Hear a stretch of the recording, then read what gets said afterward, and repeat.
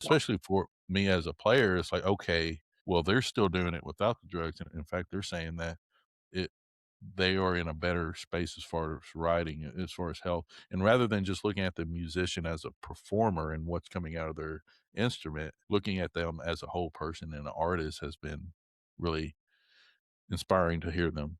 What did music give you before you had a language for your trauma, your ADHD? You said it gave you a language. Did it give you anything else? Yeah, it gave me just something I could control. So when I had the guitar, it gave me a sense of confidence too, which is something I was sorely lacking. So it did give me that. I kind of felt like, like if I was to get up on a stage or if I was to even sitting around in a group of people, because I never felt like I really fit in. If I was sitting there or standing there without my guitar or my instrument I was playing, I didn't feel complete. So I kind of had my guitar with me everywhere I went, unless I just couldn't. So it gave me that confidence and just kept me connected to something that I sorely needed in my life growing up. You said confidence. I know, like, growing up in that chaos, you really don't, or at least when I say you, I'm really talking about my experience, but I didn't have an identity. Like, that was kinda, and then when I started playing, I got a lot of attention, and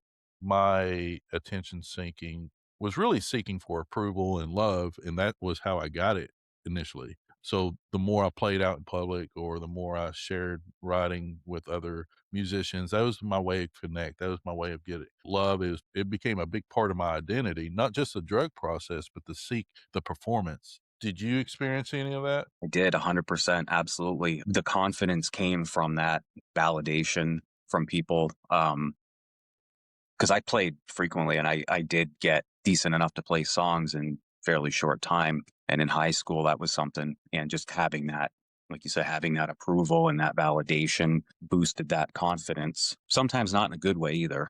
Yeah, yeah. No, that is definitely the incorrect way to do that, but it's what I had to work with. But definitely, like, I had no sense of identity, especially, like, with ADHD too, I had to mask around different people, which meant putting on a different mask for whoever I was with, and guitar was basically my identity at that point because it's really all I had that I felt like I was good at and could confidently express. Yeah, because it's like I was never diagnosed with ADHD, but my brother was, and I ended up taking his ADHD medications, and I stayed on amphetamines for roughly 9, 10 years, and that's how I got into methamphetamines. I did all sorts of drugs, but that was, like, my main thing, and, I know when it came to it's kinda like the same thing with performance. I was terrible in school, just I felt incompetent. I was in special ed, right? And then I moved into being, you know, top of class, graduating, getting but it didn't start out like that. The amphetamines played a big part of that.